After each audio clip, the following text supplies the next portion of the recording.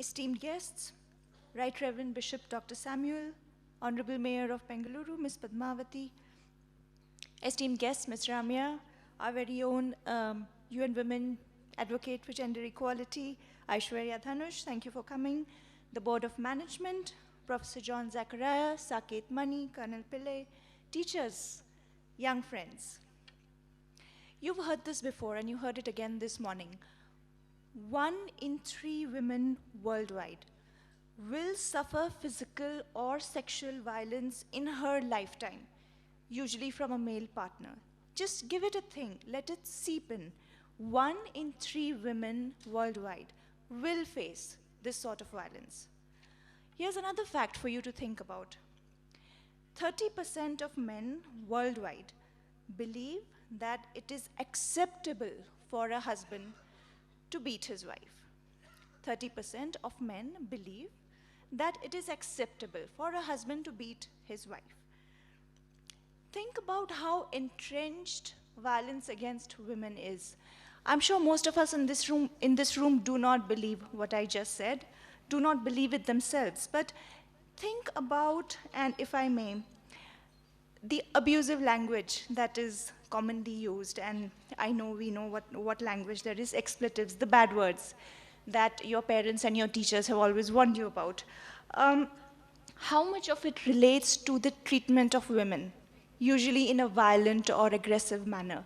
Think about it. Some of the worst expressions of our sentiments, the expression of some of our worst sentiments, right? Even if they don't relate to women, refer to some kind of aggression against women. So just give it a think. Think about what you say, how you express anger, and how somehow it just happens to relate to violence against women. Violence against women, or the notion of it, is everywhere. On TV, in movies, in song lyrics, in advertisements, in online and video games. Together, I think, with entrenched social attitudes and the conditioning we are brought up with, this becomes a very hard notion to shake off. You see it everywhere, you hear about it, and somehow you start accepting it as a given. At some level, I think we stop questioning it, or we stop thinking enough about it.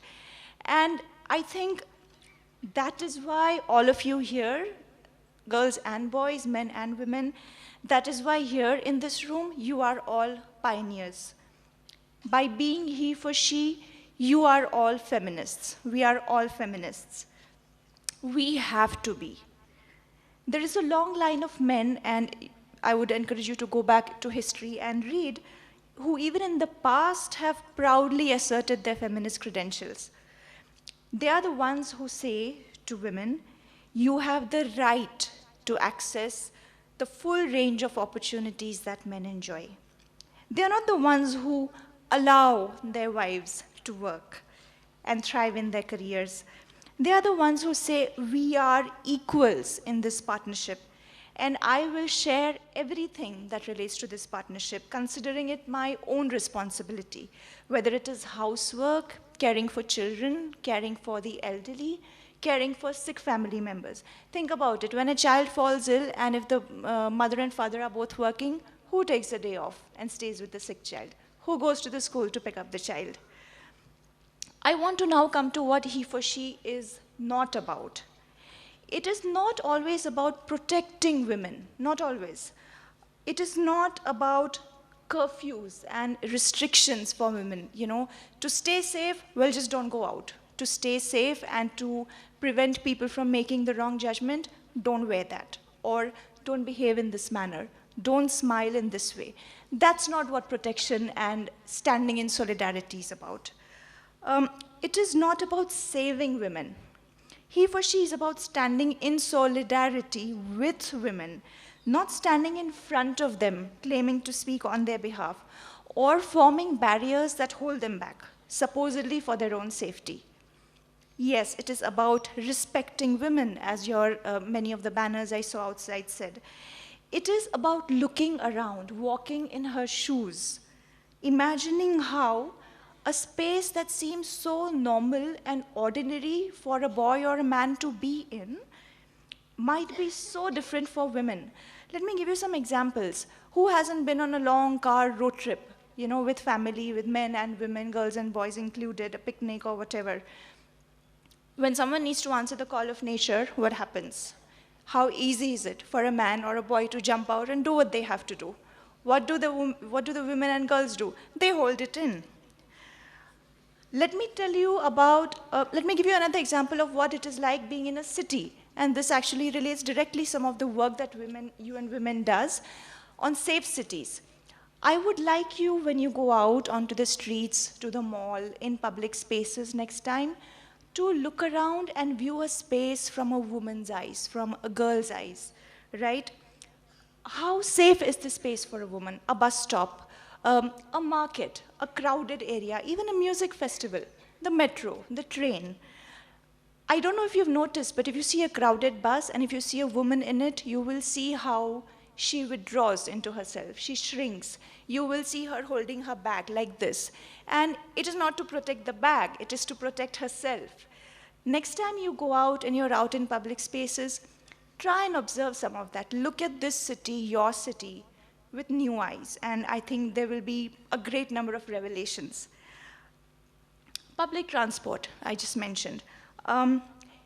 Something that is related, equal workplaces. A lot of companies nowadays are putting into practice measures and steps that make it easier for women to get into the workplace, to thrive, having flexi time, childcare benefits, but we have to extend it further. And when you go out of the school and you have careers, I would really like you to think about some of these things. How do we make it equal, genuinely, substantively equal? So the message is, don't be a bystander anymore. It is time to speak up in homes, in schools, in colleges, in workplaces, in public spaces. How can you do that?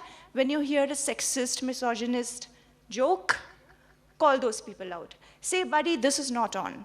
Was this a joke? Well, I didn't find it funny. Is this something that degrades women? Is it something that is hate speech? Does it degrade people of different sexual identities? And we know there are those. They are people. They are not criminals. You will, I'm afraid, and I'm sorry to say, also find this in your own families, among relatives. So respectfully call these people out. Say, uncle, that was not a nice thing to say. That was a very patronizing way of referring to so-and-so woman. People who use derogatory language to refer to women, to refer to lesbian, gay, and transgender people. Stop them. Threatening violence online, on Facebook, on Twitter, anonymously targeting girls and women, not on. Leering at a girl, or how sometimes it's referred to as appreciating, you know there's a difference. The girl or woman who's being targeted clearly knows there's a difference. There is a fine line. But there is a line, and I think everyone knows where to draw that line. So you have a friend or a brother or someone else doing that, call them out. Tell them this is not on. Tell them to get a life.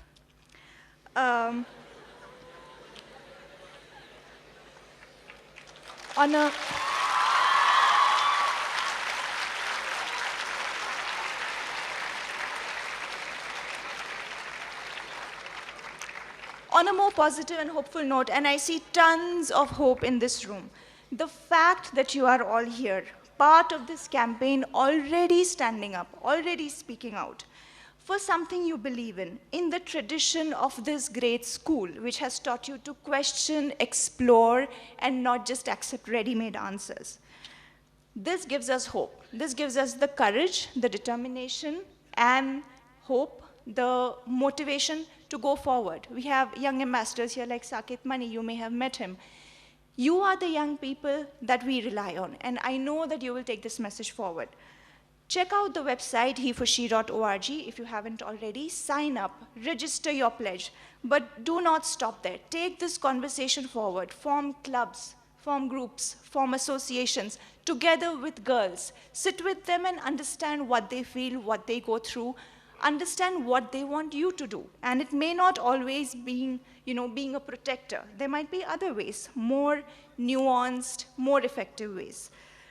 Talk about it. Don't stop the conversation here. Do not make this a one-off campaign. And I'm positive and I'm confident that you will not.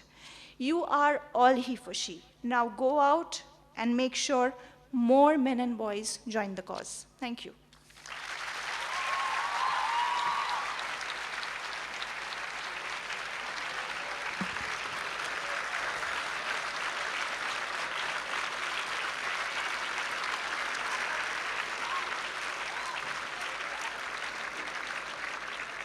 Thank you, Ms. Vinita Naik.